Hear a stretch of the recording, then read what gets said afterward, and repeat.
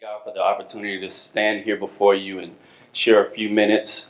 And as you look at the title, I had to put the title on the screen ahead of time because I was running down. It doesn't take that much. It doesn't take much. And believe it or not, even our lesson today is short because it doesn't take much. Pastor Coleman said, open your eyes, open your hearts, open your ears, open everything. And if you do that, I promise you, God will say something to you individually that will enhance and improve your walk with Him. But you got to be willing to do that. You know, I can pray all day long, Lord, give them open ears, give them listening ears, give them open hearts. But sometimes when word comes forth and it's not what we want to hear, we throw up our shield. We throw up our fence. We throw up our wall. And because of that, we can't grow from it.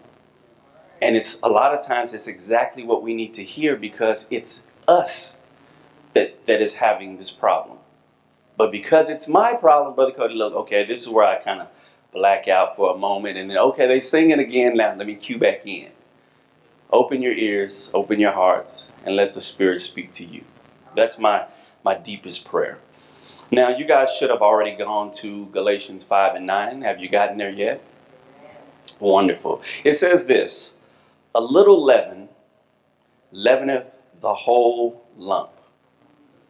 A little leaven leaveneth the whole lump.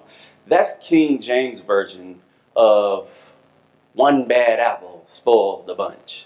That's what Grandma would say, right? Birds of a feather flock together. A little leaven leaveneth the whole lump. Leaven is yeast. And yeast is used in dough to make the dough rise so they can cook the bread. Well, a little bit of leaven, a little bit of yeast is going to affect the entire amount of dough. It doesn't make this side rise while this side stays. If it gets in the dough, it's going to make the entire bowl of dough rise. Now, in our Bible, leaven is used as a symbol or an image of sin. Now, get this. If a little leaven leaveneth the whole lump, a little sin, if little sin is allowed to get in, it's going to affect the man's whole life. I know we think it's just a little area in my life. No, it's going to affect your whole life. Your whole life. Romans 6 and 12, it says, let not sin therefore reign in your mortal body, that ye should obey it in the lust thereof. Let not sin reign. Now, sin doesn't want to reside. It wants to reign. Sin is not happy existing in your life. It wants to rule your life. The crazy thing is this. We have to choose to serve one. But both of them want to rule. The problem is, if you choose the wrong one to rule you, one gives life and one destroys life. But it only takes a little bit. Or as the title of the lesson, it doesn't take much. It doesn't take much. Luke 22 and 31, Jesus was talking to Peter. And he's explaining to Peter that the devil wants Peter. He says, Peter, the enemy wants to have you. He wants to sift you as wheat. He's explaining this to Peter. The devil wants you. The devil wants you. Now, you may think the devil don't want you because you ain't got it going on yet. But God sees there's going to come a time when you are going to have it going on. But in between now and then, your witness is going to be destroyed for a lot of people because all they're going to remember is who you once were. So I'm assuming I'm saying the same stuff they said in Sunday school. So I thank God for confirmation in this house. Simon, Simon, the Satan hath desired to have you that he may sift you as wheat. The enemy does not want to deter you. The enemy wants to destroy you. And it doesn't take much. It doesn't take much. John 10:10 says, the thief cometh but to steal, kill, and to destroy. But I have come that you might have life, and that you might have it more abundantly. Steal, kill, destroy. Steal, kill, destroy. That's what he wants to do to you. He wants to steal your joy. He wants to kill your witness. He wants to destroy any chance of you getting back to the Father. And guess what? A lot of times, it doesn't take much. If we allow a little sin in and we don't deal with it, it will spread like a virus. And they have to find the root of this virus. You can't take medicine for the virus and not find the root of the virus, because it will continue to spread. It will continue to spread. And the enemy knows this. He's good at his job. So he doesn't give these grand, big things for you to fight against. He plants little, tiny seeds because it doesn't take much. Now, if you guys ever watch boxing, you got some boxers that go straight for the head. Like Mike Tyson. Mike Tyson come in the ring and he came for your head. And then you got some boxers that know we're going to be doing this for about 12 rounds. So I jab, jab, jab, jab, body blow, jab, jab, body blow, body blow. And after a while, those body blows, they say, the body blow is just as dangerous as the ones to the head. You go to the body long enough, you'll take the head down. And the enemy knows we're guarding our head, and he's just body blowing you. Body blow, and then pretty soon you lower your hands to cover your body, and then here comes one of those Mike Tyson round right hooks. And you know, Mike Tyson hit you with a right hook, you're not the same anymore. You wake up about 2 days later. Now you do get a check. That's a good thing. You get a check. But you might can't remember your name. He wants to steal, kill, and destroy. And sadly, for so many of us, it doesn't take much. One comment steals my joy. One misunderstanding. All of a sudden now, I don't want to deal with y'all anymore. It was small. But I have now separated you from the flock. And now you're an easy target.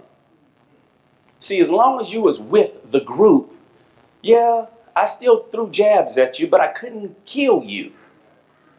Because Brother Cody had your back, Sister Glover had your back, Sister Perez had your back, Sister Collins had your back. But now that Brother Cody made one misspoken word and it offended you, and you leave, I don't want to deal with Brother Cody no more, or none of the rest of them.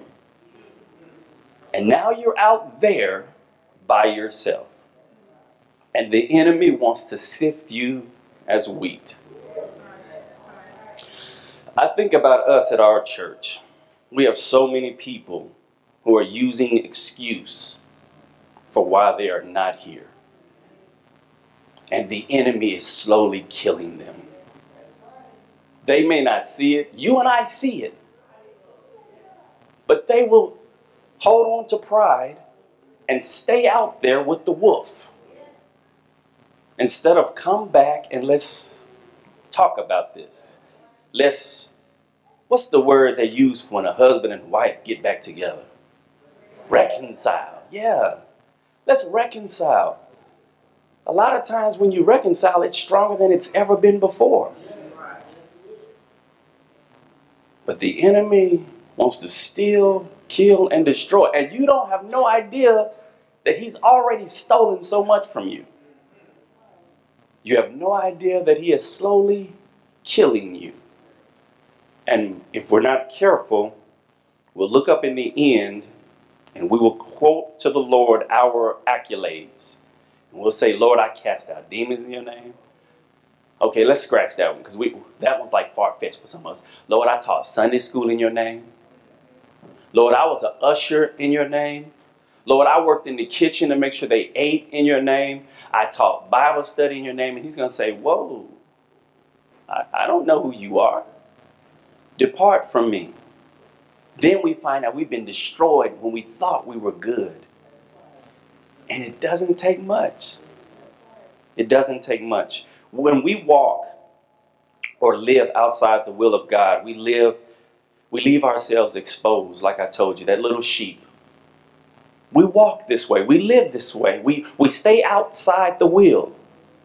We become the easiest targets for him to pick off. Now, so here's the thing I want you to never forget. Never think that you're beyond the reach of the enemy. No matter how strong you think you are, never think you're beyond the reach of the enemy. I know the Lord has you in his hands, but never think that you're beyond the touch of the enemy.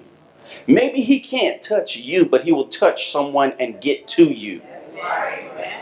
I just told you, Brother Cody made one error with his words. I didn't realize I even said it like that. But now Sister Jean will have nothing to do with me. And I don't know why. It's because she won't even tell me. But she'll tell Sister Glover. Because they're close. And now Sister Glover treats me different because of how she feels. Which I don't even know I said something. It doesn't take much. He has many ways. The Bible says wiles. Ways, methods to get at us. Some of them are so tiny, we missed it. It was like the tiniest attack, and I didn't even know that had happened. You have people that have heart attacks and don't even know it. They go to work like, man, I had this weird feeling in my chest, and they go to the doctor, you had a small heart attack. What? You sure? You know, I was wondering why it did like 3 beats, and then it paused. And then it did 4. I thought it was doing Morse code, like, you need more chitlins. The devil has ways to get at us. And in order to combat those ways, we have to put on the whole armor of God. And that's the same as saying, stay in your word. Stay in your word. I believe that everyone in this room has something that the Lord is still delivering you from. Every one of us.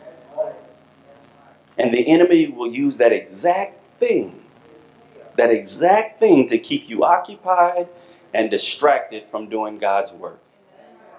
All of us has at least one. But we cannot give the enemy these opportunities. We can't. We must walk in the Spirit. And when you walk in the Spirit, the Bible says you will not fulfill the lust of the flesh. What does that mean in plain talk? When you walk in the Spirit, you won't fall into what the flesh wants. You won't give in to what the flesh desires. You'll keep doing what God wants. Or at least the battle will be stronger. Some of us, we just do what we want so easily and we could care less. But some of us, when I mess up, it torments me. I'm up at 2 in the morning thinking, why did I say that? Did I have to say it like that? I got to get this right. Some people, no remorse. And then you wonder how. Okay, if you are saved and you are my brother, you are my sister, you should feel something here too. It should bother you that you and I haven't spoken in 2 days. It should bother you. Now, my wife and I, we've been married 11 years next month. All right. In that time, we've had 2.75 arguments. All right. I won 0.00 arguments. Now, we don't argue very much. We don't. And somebody said that's because Brother Cody gives her everything she wants. Pretty much. Pretty much. But the good thing is she's like how we are with the Lord. If you ask for the right thing, it's not hard to give you what you want. But if you ask in amiss, oh, that's when Brother Cody pulls out the big N-O. I don't fall into what the flesh wants. Let me rephrase that. I try to never fall into what the flesh wants. Because we can't be misled. Just because we walk in the Spirit doesn't mean attacks won't come. We will be attacked. But at least now the enemy has to work for it with you. It doesn't take much. Oh, it takes a lot now to get you. See, back in the day, it didn't take much. All she had to do was look at you funny. And boom, you lost it. Now she looks at you funny and you smile and wave like, hey, something on my shirt. Oh, sister, okay, thank you for looking like this. Sister, I don't know why she looking at me like that. Okay, praise the Lord. Go get my gun. Go get my gun. Praise the Lord. Let's have altar call. Go get my gun, boy. She looking at me funny. Ephesians 4:27 says, neither give place to the devil. I like this verse so much that I looked at it in other translations, and this is what the NIV says. And do not give the devil a foothold. And then I like that word so much, so I looked it up. What is a foothold? Because for some reason that word sounds cool to me. I want to know what a foothold is.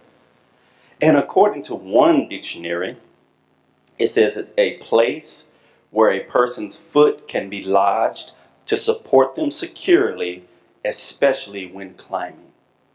So they're climbing, and it's a place where they can get their foot in securely to make their next move. Okay? Now Webster says this, a position usable as a base for further advance. Now going back to Ephesians, and do not give the devil a foothold. We cannot allow the enemy to gain position in our lives. Because what he will do is he will secure himself, and then he'll start making moves to climb and advance in your life. I just told you he's not satisfied existing. He wants to rule you. He wants to ruin you. He wants to destroy you. And it doesn't take much. It doesn't. Missing worship one Sunday turns into missing worship a couple months. Like, we actually forgot your name. Because I ain't seen you in 6. That's sister, you know, sister, what's sister's name again? It's bad when we get to the point where I got a sister, you know what I'm talking about, sister, the one that sits right next to sister, what's her name? You come into church and I hadn't seen you in 6 months. And it all started with one Sunday. And the next Sunday was a little easier to miss. And the Sunday after that was even easier to miss. And then pretty soon it's like I only go to Sunday when they telling me they having something big going on. Or when they're having dinner. Or when they're having dinner. I have to tell you the truth. Or in our community, the truth. I got to tell you the truth. It doesn't take much. See, hanging out with that friend. I know you think you're strong enough, but hanging out with that friend or those friends all of a sudden now has me sipping a little more than I used to, or smoking something I didn't used to. And I know I thought I was strong enough to hang with them. I was trying to witness to them. And they tear me down. They pull me down. It doesn't take much. Why do you think you keep running into that person at the grocery store? The enemy is inserting things in your path that will pull you down. You got to understand there's nothing wrong with being cordial. How you doing? Recognize that is a person that you don't need in your life. Speak and keep moving. The longer you hold a conversation, the more trouble that can take place. Now, you don't have to agree, but smile if you think I'm good looking. Good answer, good answer, good answer, good answer. All right, Pastor, stop smiling. All right, so I have had conversations with people, and I told my wife about it, and she said, baby, she was flirting with you. I'm like, you think so? Yeah.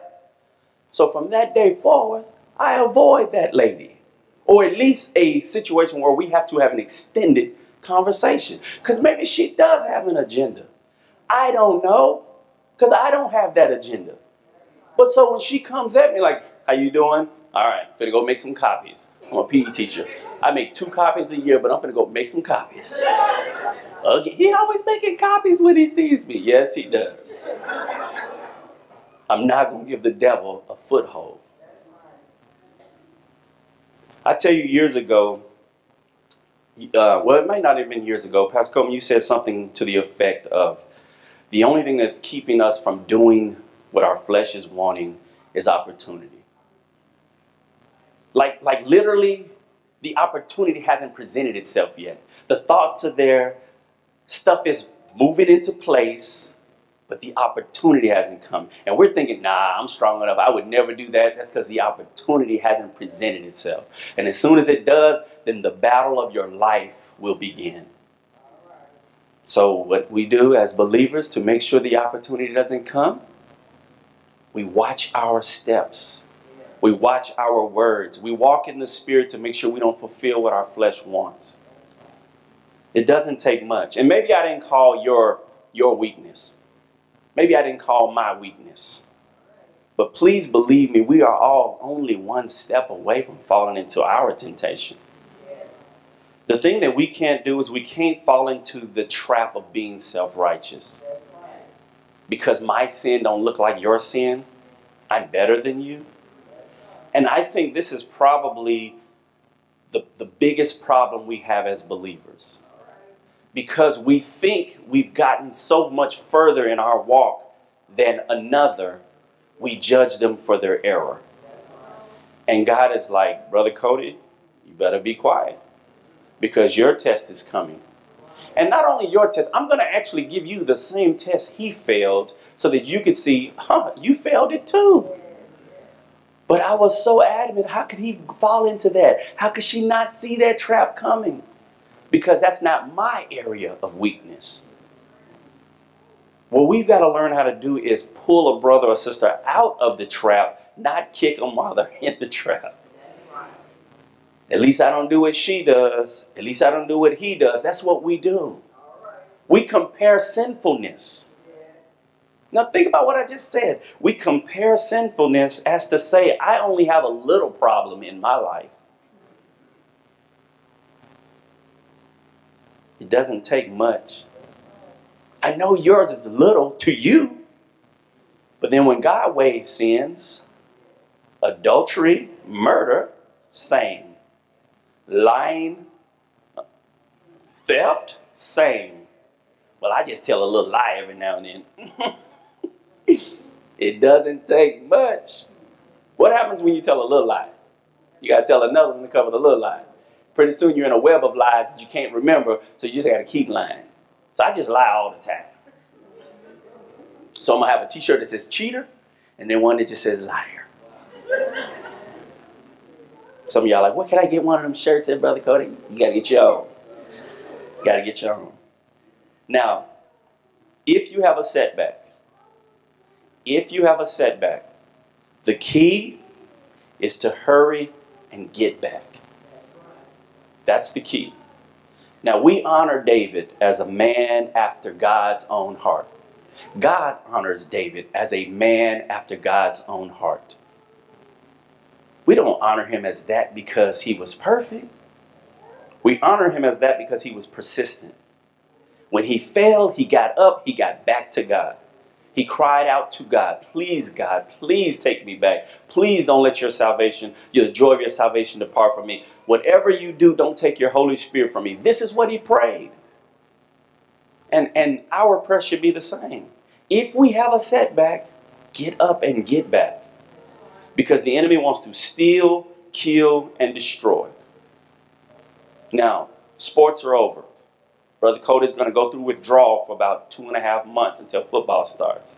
So if I'm a little moody, it's because I ain't got no sports to watch. But when you watch the big linemen in the football game, and they get beat by a small, quick guy on the end, if they get that guy on the ground, they just lay on him and don't let him up. Now, what am I telling you? That's what the enemy does to you. You thought you was quick enough to get around him. He blocks, and then he just lays on you. He's going to destroy your chance to get back to the Father. So you better get up quick. If you lay there, you will stay there. Get up and get back to the altar. Get up and get back.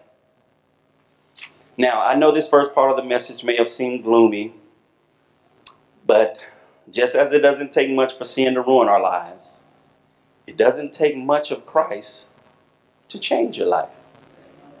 Here comes the good part. So smile. The bad stuff is gone. The castor oil has been swallowed. Here comes the orange juice. Psalms 34:8 says, "Oh, taste and see that the Lord is good. Blessed is the man that trusteth in him. If we can just get a taste of Christ, just a taste.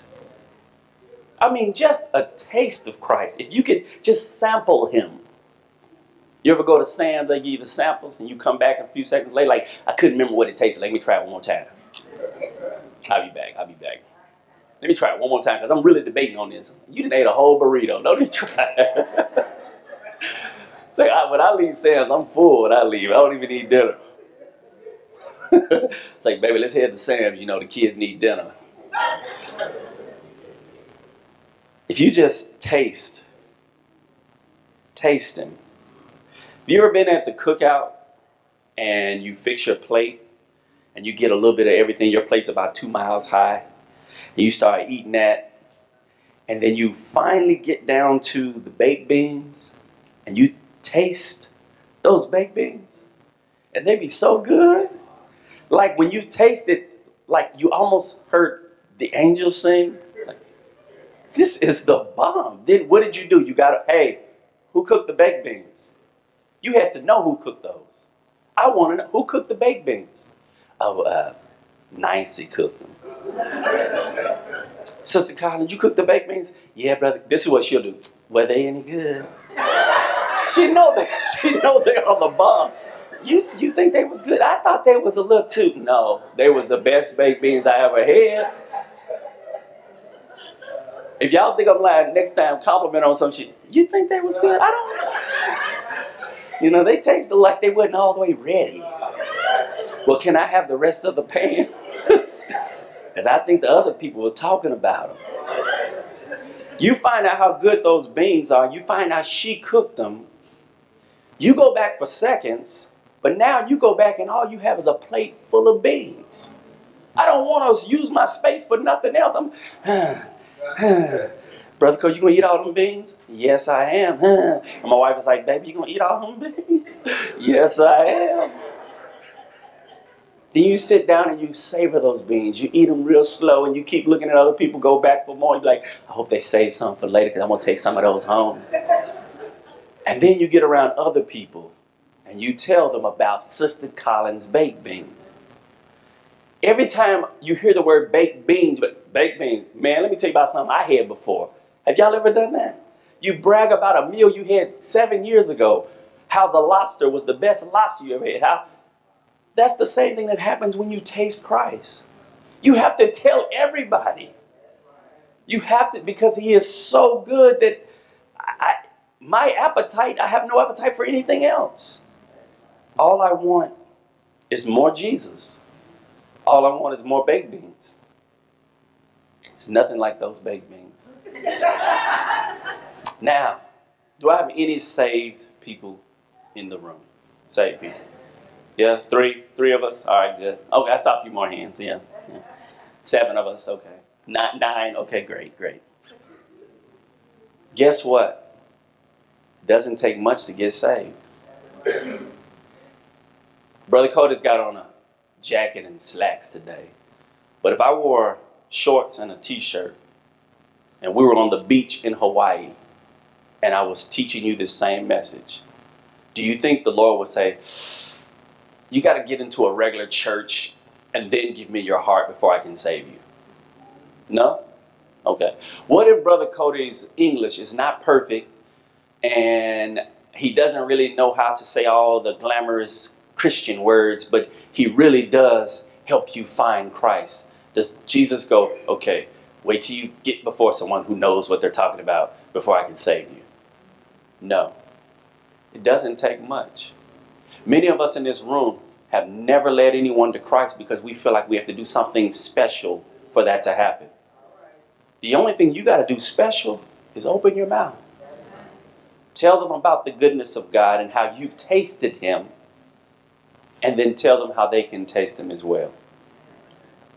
Romans 10:9 says that if thou confess with thy mouth the Lord Jesus and shall believe in thine heart that God has raised him from the dead, thou shalt be saved. Does that sound difficult? Does that sound like a lot? Okay. If you skip a few more verses down, Romans 10:13 says, for whosoever shall call upon the name of the Lord shall be saved.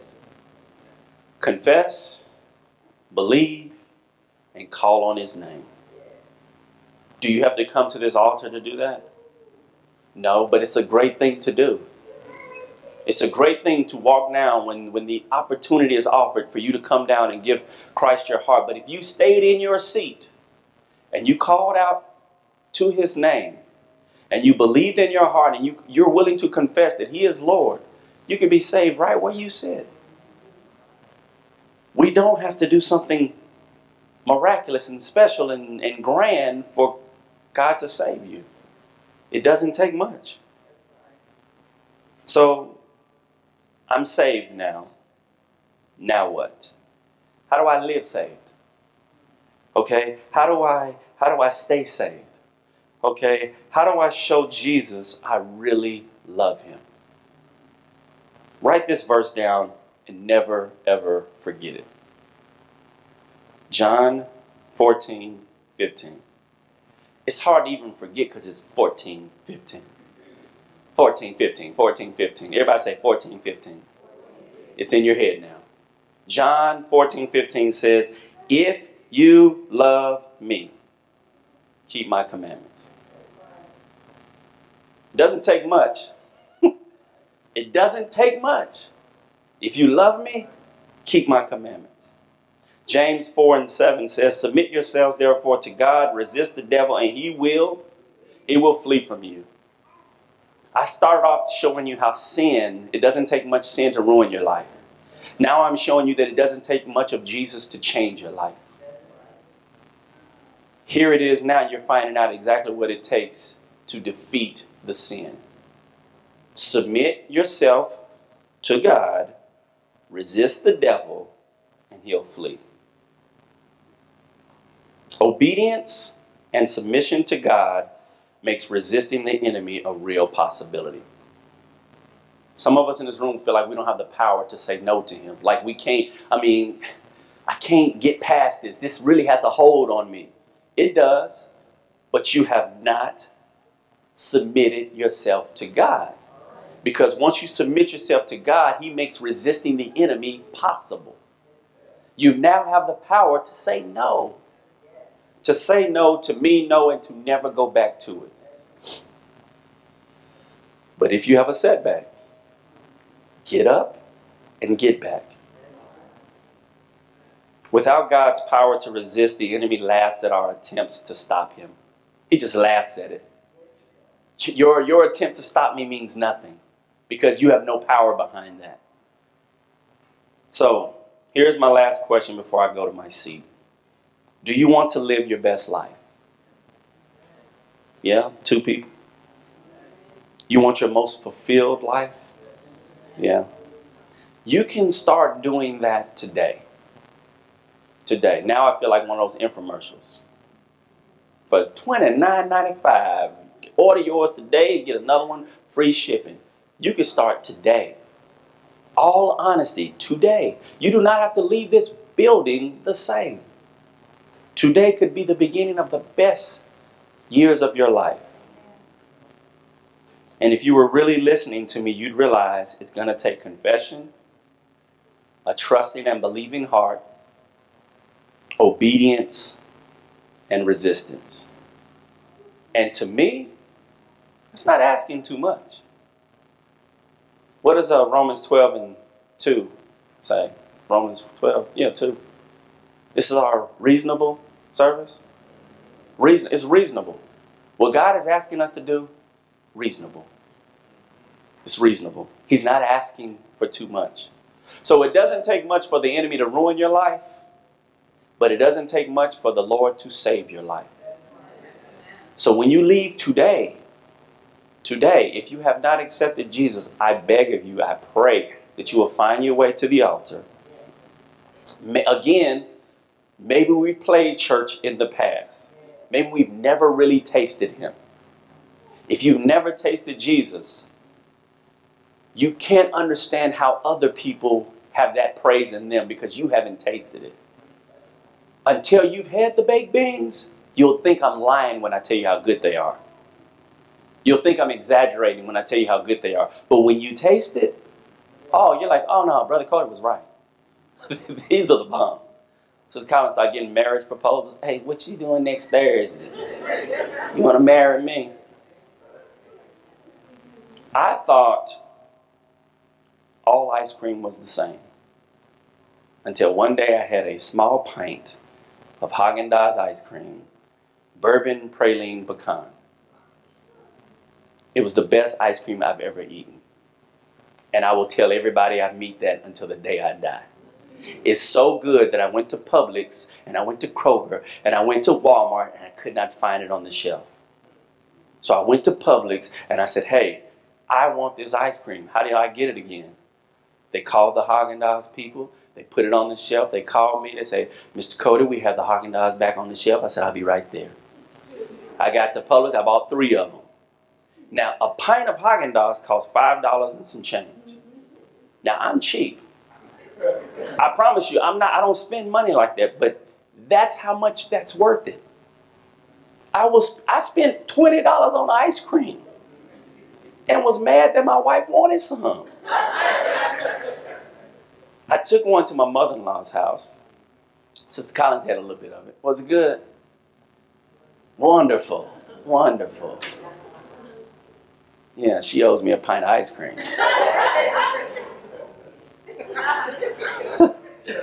I tell you this to tell you that because I tasted that ice cream, I was not satisfied until I could taste it again. And once you taste Jesus, you're going to want to continue to taste Jesus. And the good thing about tasting Jesus, 0 calories. 0 calories. God bless you.